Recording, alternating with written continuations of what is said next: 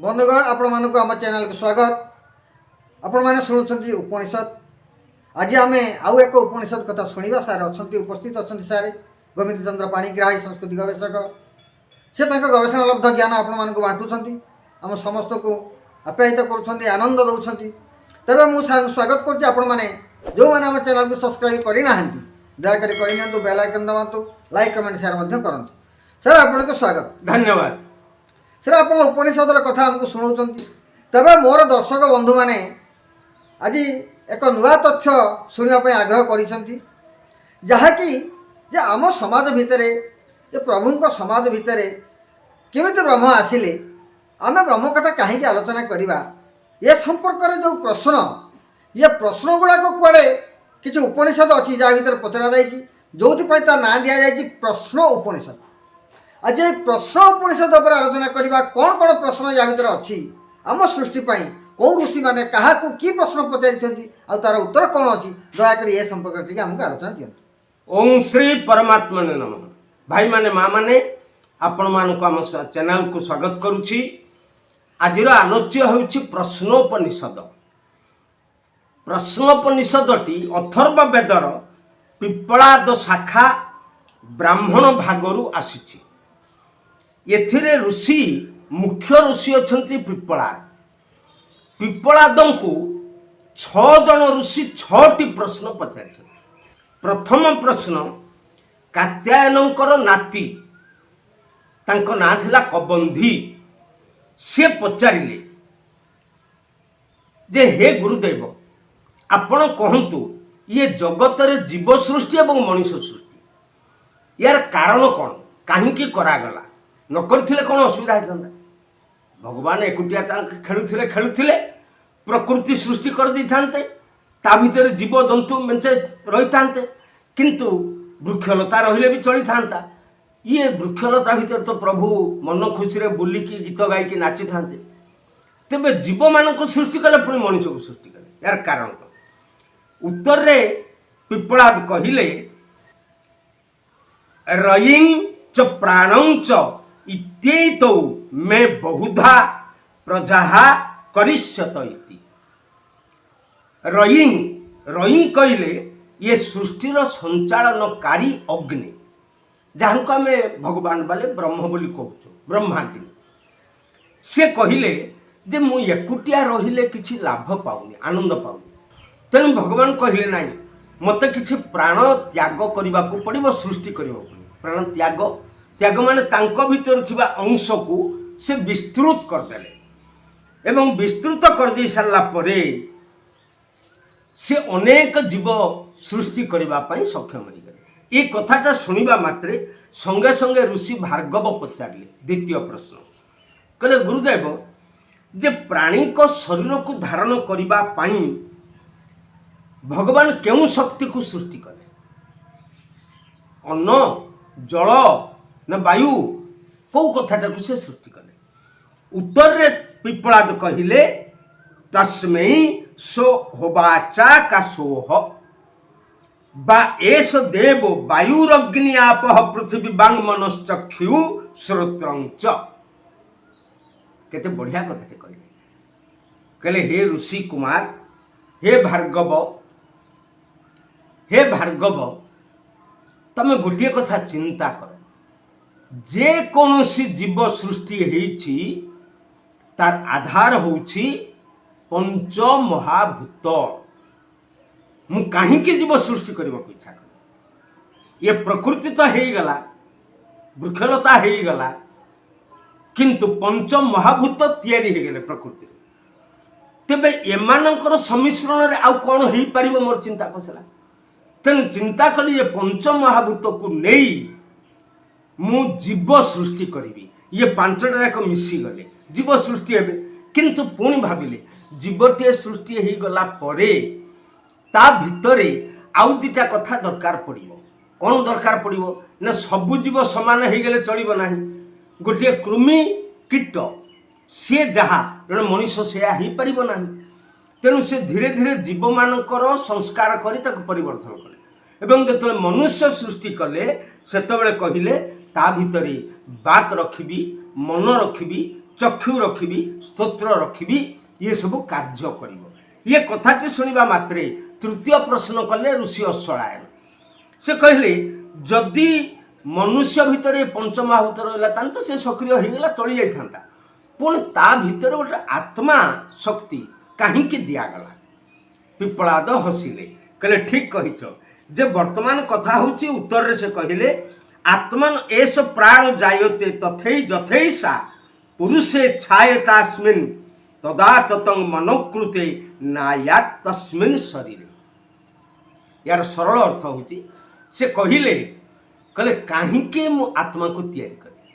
ତାର କାରଣ ହେଉଛି ମଣିଷ ଭିତରେ ଆତ୍ମଶକ୍ତି, ମଣିଷର ଯେଭଳି ବାହାରେ ଗୋଟେ ଛାଇ ଅଛି, ମଣିଷ ଭିତରେ ଆତ୍ମଶକ୍ତି ଛାୟା ଭଳି ଲୁକାୟିତ ହୋଇକି ରହିବ, କିନ୍ତୁ ତାହା ସର୍ବତ୍ର ଭାବେ ସକ୍ରିୟ ରହିବ। ଛାୟା ନଷ୍ଟ ହୋଇଯାଏ, ବାହାରେ ଥିବାରୁ ତାହା ଆଲୋକ ଦ୍ୱାରା ସଂଶ୍ଳିଷ୍ଟ ଥିବାରୁ ନଷ୍ଟ ହୋଇଗଲା, ଆଲୋକ ଅନୁପସ୍ଥିତ ଛାୟା ଶେଷ। କିନ୍ତୁ ଆତ୍ମଶକ୍ତି କେବେ ହେଲେ ନଷ୍ଟ ହେବ ନାହିଁ। ପିପଳାଦ କହିଲେ ଦେଖ ମଣିଷ ଭିତରେ ଥିବା ଆତ୍ମଶକ୍ତି ଛାୟା ଭଳି କୌଣସି ଅସ୍ତିତ୍ୱ ନେଇ ନାହିଁ, କିନ୍ତୁ ସବୁବେଳ ପାଇଁ ଜାଗ୍ରତ, କୌଣସି ମୁହୂର୍ତ୍ତରେ ସେ ଶୁଏ ନାହିଁ। ଏ କଥାଟା ଶୁଣିବା ମାତ୍ରେ ଚତୁର୍ଥ ପ୍ରଶ୍ନ ଋଷି ଗାର୍ଗ୍ୟ କଲେ, କହିଲେ ମହାଭାଗ ବଡ଼ ସନ୍ଦେହ ରହିଲା। ନା କ'ଣ ସନ୍ଦେହ ରହିଲା? ନା ଯଦି ଆତ୍ମା ଶୋଇବ ନାହିଁ, ସବୁବେଳେ ଜାଗ୍ରତ ରହିବ, ତାହେଲେ ମଣିଷ ଶୋଇଲା ବେଳେ ଆତ୍ମା କ'ଣ କରେ? ମଜା କଥା ସବୁ। ନା ଭଲ ପ୍ରଶ୍ନ ପଚାରିଛନ୍ତି। ତେବେ ମଣିଷ ଶୋଇଲା ବେଳେ କ'ଣ କରିବ? ସେଇ ଜାଗାରେ ପିପଳାଦ କହିଲେ, ଚତୁର୍ଥ ପ୍ରଶ୍ନ ଉତ୍ତର ଦେଲେ, ଅତ୍ରେଶ ଦେବ ସ୍ୱପ୍ନେ ମହିମାନ ମନୁଭବତି ଯଦ୍ ଦୃଷ୍ଟଂ ଦୃଷ୍ଟମନୁପଶ୍ୟତି ଶ୍ରୁତଂ ଶ୍ରୁତ୍ୟମେବାର୍ଥ ମନୁଶୃଣୋତି ଚ। ୟାର ଅର୍ଥ ହେଉଛି ସେ କହିଲେ ହେ ଋଷି କୁମାର, ମନେ ରଖ ଆତ୍ମା ଯଦି ଶୋଇଲା ତାହେଲେ ଜାଣିବ ସେ ମନୁଷ୍ୟର ମୃତ୍ୟୁ ନିକଟ ହେଇଗଲା, ଶରୀରକୁ ତାକୁ ଛାଡ଼ିବାକୁ ପଡ଼ିବ ଆତ୍ମା। କିନ୍ତୁ ମଣିଷ ବଞ୍ଚିଥିଲା ବେଳେ ଆତ୍ମା ଯଦି ଶୋଇଗଲା ତାହେଲେ ମଣିଷ ଭିତରେ ଯେଉଁ ତେଜକ୍ରିୟ ଶକ୍ତି ଅଛି ତାହା ଲୋପ ହେଇଯିବ। ତେଣୁ ସେ କ'ଣ କରେ ନା ଆତ୍ମା ଶୋଇଥିବା ମଣିଷ ଭିତରେ ତାର ଶୋଇବା ପୂର୍ବର ସମସ୍ତ କଥା ଯାହା ସେ ଶୁଣିଥାଏ, ଯାହା କହିଥାଏ, ତାକୁ ସ୍ମରଣ କରାଇ ଦିଏ। ତୁ ସୁପ୍ତ ନୁହେଁରେ ଜୀବ, ମୁଁ ଜାଗ୍ରତ, ତୁ ଜାଗ୍ରତ। କ'ଣ କରିଥିଲୁ ସବୁ ଶୁଣିଯା, କ'ଣ କହିଥିଲୁ ଶୁଣିଯା, କ'ଣ ଦେଖିଥିଲୁ ଜାଣିଯା। ଏଗୁଡ଼ିକ ସବୁ ଆମ ଭିତରକୁ ସ୍ୱପ୍ନ ଆକାରରେ ଆସେ। କିନ୍ତୁ ଆପଣମାନେ କହିବେ ସ୍ୱପ୍ନ ତ ବାସ୍ତବ ନୁହଁ, ସତ୍ୟ ନୁହଁ। ଆମ ଦାର୍ଶନିକ ବନ୍ଧୁମାନେ ସମସ୍ତେ କହିଛନ୍ତି ଏ ଜଗତରେ ଯେ ସ୍ୱପ୍ନ ସତ୍ୟ କେବେ ହେଇପାରିବ ନାହିଁ। ଆଉ ଆମେ ବି ଦେଖୁଛୁ, ଜଣେ ଲୋକ ରାତିରେ ସ୍ୱପ୍ନରେ ଦେଖୁଛି ମୁଁ ଗୋଟେ କୋଟିପତି ହେଇଗଲି, କୋଟିଏ କୋଟିଏ ଟଙ୍କା ଗଣୁଛି, ସକାଳୁ ରାତି ପାଇଲା ପରେ ଆଜ୍ଞା କୋଟିପତି ହେବ? ସେ ହେବ ନାହିଁ। କହିଲେ ଋଷି, କହିଲେ ଦେଖ ତମେ ଯାହା ସବୁ ଶୁଣିଲ, ଯାହା ସବୁ କଲ, ଯାହା ସବୁ ଜାଣିଲ, ଏଗୁଡ଼ିକ ସେ ତମକୁ ଶୁଣଉଥାଏ, ଜଣଉଥାଏ, ଦେଖଉଥାଏ କିଭଳି ଭାବରେ ନା ଗୋଟାଏ ସମ୍ବିତ ସତ୍ତା ଭାବରେ, ଯାହା ଫଳରେ ତମେ ପୂର୍ବ ଦିନ କ'ଣ କରିଛ, ତା ପୂର୍ବରୁ କ'ଣ କରିଛ କାଳେ ଭୁଲିଯିବ। ଇଏ ତମକୁ ସମ୍ପୂର୍ଣ୍ଣ ଭାବରେ ଡାଏରୀ ଖାତା ଭଳିଆ ତମ ଭିତରେ ଶୋଇଲା ବେଳେ ଲେଖୁଥାଏ। ଆପଣମାନେ ଏକଥା କେବେ ମନା କରିପାରିବେ ନାହିଁ, ସେ ସ୍ୱପ୍ନରେ ଆତ୍ମା ତାହା କରିପାରୁଥିବ। କାହିଁକି ନା ମୁଁ ଯଦି ପଚାରିବି ରବି ବାବୁ ତମ ପିଲାଦିନର ଗୋଟେ ଘଟଣା ଆଉ ଗୋଟେ ଦୁର୍ଘଟଣା ମୋତେ କୁହ, ଯାହା ମନେ ରଖିଛ, ମନେ କେମିତି ରହିଲା? ଲେଖିଲା କିଏ ତାଙ୍କୁ ସେ ମନ ଭିତରେ? ଏଇଠି ପିପଳାଦ କହିଲେ ସେଇ ହେଉଛି ଗୋଟିଏ ଶକ୍ତି ଯେ ସ୍ୱପ୍ନରେ ପ୍ରତିଦିନ କିଛି କିଛି ଲେଖେ। ଯେଉଁଗୁଡ଼ିକ ଅନିବାର୍ଯ୍ୟ ମନେ ରଖିବା ପାଇଁ ତାକୁ ମନେ ରଖୁ ଆମେ, ଯେଉଁଗୁଡ଼ିକ ନିବାର୍ଯ୍ୟ ତାକୁ ବିତାଡ଼ିତ କରିଦେଉ। ଏବଂ ଏଇ ଜାଗାରେ ସତ୍ୟକାମ ବସିଥିଲେ, ସେ କହିଲେ ଗୁରୁଦେବ ମୋର ଗୋଟେ କଥା। ନା କ'ଣ କୁହ? ନା ମୁଁ ପଚାରିବାକୁ ଚାହୁଁଛି, ଆମେ ଯଦି ମନ୍ତ୍ର ବଳରେ ସବୁ କଥା ଜାଣିପାରୁଛୁ, ବୈଦିକ ଋଷିମାନେ ମନ୍ତ୍ର ବଳରେ ଅନେକ କଥା ଜାଣିପାରୁଛୁ, ସେମାନେ ଦିଗ୍ଦ୍ରଷ୍ଟା କୁହାହେଉଥିଲା। मंत्र द्रष्टा कहला। आमे जदि मंत्र बल सब जानी पारुछु ताहेले आमे प्रथमे मंत्र उच्चारण कला बेले सत्य ब्रह्म स्वरूप प्रणव को उच्चारण करुछु। आत्मा ताहेले से प्रणव को उच्चारण करुछंती ना हो ना ताहेले ई प्रणव को उच्चारण करबा फल रे हमर कोन लाभ होउची, आत्मांकर कोन लाभ होउची, आमे काहे कि प्रणव को उच्चारण करबा को बाध्य। पिपलाद कहले प्रणव शक्ति होउची केवल मात्र गोटे अक्षर एकाक्षर ओम मित्येकाक्षरं ब्रह्म, जहाँ भगवान गीतारे कहते। तेणु आमे ताकू जदि उच्चारण न करू मंत्र शक्तिशाली हब ना, कारण सबु मंत्र ब्रह्म शक्ति उद्भूत। अरे आगे ब्रह्म को आमे ध्यान कले तो मंत्र शक्ति काम करिवो। से कहिले स जद्येक मात्रमभिध्यायित स तेनैव संविदिति स्तूर्णमेव जगत्यामभिसंपाद्यते। यार अर्थ होची ओम बा ब्रह्म सत्ता बा प्रणव मंत्र एक अग्नि सत्ता, जो ऋषि माने सर्वप्रथम देव भाव ओम अग्नि मिले पुरोहित कहले। यार आलोचना आम कर सारी।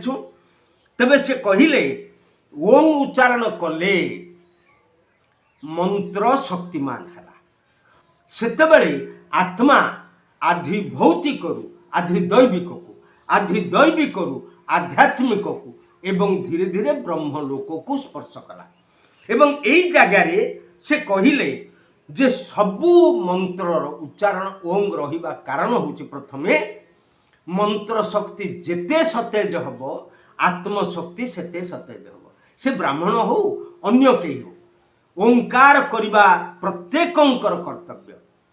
केवल ओंकार कले से हुए तो वेद मंत्र पढ़ी न पारती, किंतु ओंकार कले आत्मशक्ति सब ऊर्ध्वगामी हेबे एवं कौनसी असत चेतना आत्मा को स्पर्श करिबो नाही। एई जगारे षष्ठ प्रश्न ऋषि भरद्वाज पचारे, कहले गुरुदेव ये सबु आलोचना शुणी सारिबा परे मो मन भीतर गोटे बड़ कौतूहल जाता। भरद्वाज कहिले आज्ञा मु पचारिबि ना किए ना मो पुओ पचारिबो। से बारंबार मो कानरे कहूछि जे मु गोटे कथा पचारंती ना, हाँ पचार। से कहिले सुकेशा पचारिले, कहले प्रभु हे गुरुदेव आपणक पाखरे गोटे कथा मु बुझिबाकू चाहूँची जोटा मु कोठी बुझिबाकू पाउनी ना कौन ना आपण जो कहले ओम को उच्चारण कले ब्रह्म शक्ति सतेज रहिबो, मंत्र शक्ति सतेज रहिबो एवं ब्रह्म शक्ति सतेज रहिले मनुष्य ऊर्ध्व चेतनशील होई ब्रह्म सहित संलग्न हबो। ऋग्वेदर सप्तम मंडल रे जहा कहा जायछि वेदो वै षोडश कलाभि, जे वेदरे कहा जायछि वेद बा ब्रह्म ये षोडश कला संपन्न। ताहले ओम कौन षोडश कला संपन्न कि? जदि ओम ब्रह्म को ठारु आसला, जदि ओम षोडश कला संपन्न, जदि प्रकृत मंत्र षोडश कला संपन्न, जदि ब्रह्म षोडश कला संपन्न, ताहले आत्मा स्वरूपी ओंकार बा ब्रह्म आम भितर अछंती, आमे षोडश कला संपन्न हो पारिबु कि? मजा कथाटे पचारले, बड़ अड़ुआ कथा। पिपलाद स्मित हास्य हसी कहिले सुकेशा तुमे पिला लोक, तम बापा भरद्वाज जने ज्ञानी व्यक्ति एवं से मध्य गोटे भारद्वाज संहिता रचना करिछंती जहाँ को मु पढ़ी एवं सेथिरे ब्रह्म चेतन शक्ति संपर्क में बहु कथा आलोचना है। आगता को पढ़ एवं तमें जो मत प्रश्न कर उत्तर देवी, मु कहीदेवी कि जे प्रश्न उत्तर तमें कहीं मत पचार अमुक अमुक अमुक अमुक बही पढ़ ना, ठीक नुह। वर्तमान शुण से उत्तर देले सब प्राणामसृजत प्राणा श्रद्धांग खम वायु ज्योतिराप पृथ्वीन्द्रियं मनोन्नमनान्द्रियं तपो मंत्राः पृथ्वीन्द्रियं मनोनमय मनान्द्रियं कर्म लोको लोकोयं च नामः। ये होची षष्ठ प्रश्न तार उत्तर। से कहिले आग तमें सुन, तापर तुम जापर प्रकृत मनीष षोलकला हो पार कि ना, आत्मा षोलकला हो पार कि ना, ବ୍ରହ୍ମ ଷୋଳକଳା କି ନାହିଁ, ଓಂ ଷୋଳକଳା କି ନାହିଁ। ସେ କହିଲେ ଯେ ପୃଥିବୀ ଲୋକରେ କେବଳ ମାତ୍ର ଗୋଟିଏ ସତ୍ତା ସଜୀବ, ସବୁବେଳେ ସଜୀବ, ତାର ମୃତ୍ୟୁ ନାହିଁ, ତାହା ବ୍ରହ୍ମ। କାହା ସହିତ ସଂଯୁକ୍ତ? ପଞ୍ଚମହାଭୂତ। ତାଙ୍କର ବ୍ରହ୍ମଙ୍କର ଇଏ ହେଉଛି ପ୍ରଥମ ପାଞ୍ଚଟି କଳା। ବ୍ରହ୍ମଙ୍କ ଭିତରୁ ଇଏ ପଞ୍ଚମହାଭୂତ ସୃଷ୍ଟି ହେଇଛି। କାହିଁକି ନା ସେ ଆତ୍ମାକୁ ଆଣିକି ଶରୀର ଭିତରେ ଯୋଡ଼ିବେ, ଅନ୍ନମୟ ଶରୀରକୁ ପୁଷ୍ଟ କରିବେ, ପୁଣି ଆତ୍ମଚେତନାକୁ ଦେବା ପାଇଁ ସଯତ୍ନ କରିବେ। ତେଣୁ ସେ ହେଉଛନ୍ତି ପଞ୍ଚମହାଭୂତ। ପୁଣି କହିଲେ ମନୁଷ୍ୟ ଭିତରେ ଯାହା ଅଛି ବ୍ରହ୍ମଙ୍କ ଭିତରେ ସେଇଆ ଅଛି, ସେ ଦେଇଛନ୍ତି ମଣିଷ। କ'ଣ ନା ଚାରିଟା ଅଦ୍ଭୁତ ଶକ୍ତି, ମନ, ବୁଦ୍ଧି, ଚିତ୍ତ, ଅହଙ୍କାର। ଅହଙ୍କାର ଅର୍ଥ ଏଠି ଆପଣମାନେ ଗର୍ବ ବୋଲି କହିବେନି। ବୈଦିକ ଭାଷାରେ ଅହଙ୍କାର ହେଉଛି ଆତ୍ମସଚେତନତା। ଏଠି ଅହଙ୍କାର ଗର୍ବ ନୁହେଁ। ବୈଦିକ ଚେତନାରେ ଅହଙ୍କାର ଆତ୍ମସଚେତନତା, ମନ, ବୁଦ୍ଧି, ଚିତ୍ତ, ଆତ୍ମସଚେତନତା ବା ଅହଙ୍କାର। ଇଏ ବ୍ରହ୍ମଙ୍କ ଭିତରେ ଅଛି। ବ୍ରହ୍ମଙ୍କର ସତ୍ତା ଆତ୍ମା ଭିତରେ ଅଛି। ଆତ୍ମାକୁ ଧାରଣ କରିଥିବା ଏ ଶରୀର ଭିତରେ ବି ଅଛି। ପୁଣି ସେ କହିଲେ, ଆପଣ ଶୁଣିଲେ 5 ଇଏ 4 9 ଗଣୁଥାନ୍ତୁ 16 କଳା।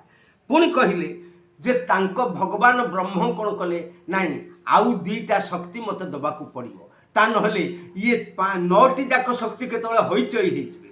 ସେ କଲେ କ'ଣ ନା ପରବର୍ତ୍ତୀ 2ଟି ଶକ୍ତି ଦେଲେ ତାଙ୍କ ଚକ୍ଷୁ, 2 ଚକ୍ଷୁରୁ ସଂଯମ ଏବଂ ତପ। ବାମ ପାର୍ଶ୍ୱ ଚକ୍ଷୁ ଭଗବାନଙ୍କର ସଂଯମ, ଦକ୍ଷିଣ ଚକ୍ଷୁ ତପ। ପୁଣି ସେ କହିଲେ 5 4 9 2 11 ଗଲା।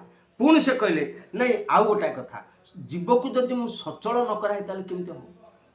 ସେ ତା ପାଖରେ ତାଙ୍କ ନିଜ ପାଖରେ ଥିବା ଯେଉଁ ଶକ୍ତି, ଚଳନ ଶକ୍ତି, କର୍ମ, ଜୀବକୁ ଦାନ କରିଦେଲେ, ଆତ୍ମାକୁ ଦାନ କରିଦେଲେ। ଆପଣ କହିବେ ଆତ୍ମା କ'ଣ କର୍ମ କରେ? ହଁ ଆଜ୍ଞା କର୍ମ କରେ।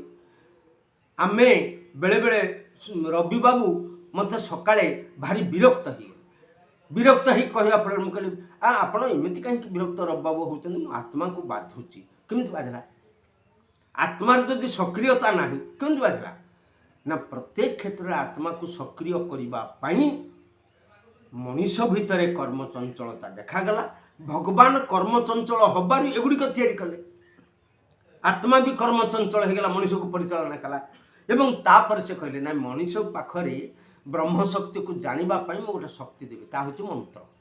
ବୈଦିକ ମନ୍ତ୍ର ଦାନ କଲେ ଏବଂ ଇଏ ମନ୍ତ୍ରକୁ ଅନୁଭବ କରିବା ପାଇଁ ପ୍ରାଣ ଦାନ କଲେ। ତାପରେ ସେ କହିଲେ ଏଗୁଡ଼ିକ ଚଳେଇବ କିଏ? ଏଇ ଯେଉଁ କଥା ଗୁଡ଼ିକ ଆସିଲା, 14ଟା ଶକ୍ତି ଆସିଗଲାଣି, ଏଗୁଡ଼ିକ ଚଳେଇବ କିଏ? ନା ଇନ୍ଦ୍ରିୟ। ଏବଂ ଶେଷରେ ସେ କହିଲେ ଯାହା ପ୍ରାଣ, ଯାହାକୁ ଆମେ ଶ୍ୱାସ କହୁ, ଇଏ ଶେଷ କଳା ହେଉଛି ଭଗବାନଙ୍କର, ବ୍ରହ୍ମଙ୍କର ଶ୍ୱାସ। ଇଏ 16ଟି ଯାକ କଳା ବ୍ରହ୍ମ ରଖିଲେ, ଆତ୍ମା ରଖିଲା, ମନୁଷ୍ୟ ରଖିଲା, ଜୀବଜଗତ ରଖିଲା। ଇଏ କଥାଟି ଶୁଣି ସାରିବା ପରେ ସମସ୍ତ 6 ଜଣ ଯାକ ଋଷି ପିପ୍ପଳାଦଙ୍କର ପାଦ ତଳେ ପ୍ରଣିପାତ କଲେ। ଶୁଣିଲେ ଆପଣମାନେ ପ୍ରଶ୍ନ ଉପନିଷଦ। ଏ ପ୍ରଶ୍ନ ଉପନିଷଦରେ ଯେଉଁ ଋଷିମାନେ ପ୍ରଶ୍ନ କରିଛନ୍ତି ଏବଂ ନିଜେ ଗୁରୁ ଯେଉଁ ଋଷି ଏ ପ୍ରଶ୍ନର ଉତ୍ତର ଦେଇଛନ୍ତି, ଏହି ପ୍ରଶ୍ନ ଉତ୍ତର ମାଧ୍ୟମରେ ଆମ ଜଗତ କେମିତି ସୃଷ୍ଟି ହେଲା, ବ୍ରହ୍ମ କ'ଣ, ଏ ବ୍ରହ୍ମ କ'ଣ କରନ୍ତି, ଇଏ କେତେ କଳା ବିଶିଷ୍ଟ, ଇଏ କେମିତି 16 କଳା ହେଲେ, କେଉଁଠୁ କଳା ଆଣିଲେ ଏବଂ ସେ କଳାର ନାମ କ'ଣ, ଇଏ ସମସ୍ତ ୟା ଭିତରେ ବର୍ଣ୍ଣିତ ହୋଇଛି। ତେଣୁ ଆମ ସମାଜ ପାଇଁ ଏହାର ଉପକାରିତା ରହିଛି, ଆମ ସମସ୍ତଙ୍କ ପାଇଁ ଏହାର ଆବଶ୍ୟକତା ଅଛି। ଆମେ ଏହାକୁ ଜାଣିବା ଏବଂ କାର୍ଯ୍ୟରେ ମଧ୍ୟ ଲଗାଇବା। ଆଉ ଆଜି ତ ସମୟ ହେଲାଣି, ମୁଁ ଆପଣଙ୍କଠୁ ବିଦାୟ ନେଉଛି। ଆଉ ଏକ ଉପନିଷଦ ଧରି ଆସିବା ପର୍ଯ୍ୟନ୍ତ ଆପଣମାନେ ଆମକୁ ବିଦାୟ ଦିଅନ୍ତୁ। ଆପଣମାନଙ୍କୁ ଧନ୍ୟବାଦ, ସାର୍ ମଧ୍ୟ ଧନ୍ୟବାଦ। ଧନ୍ୟବାଦ।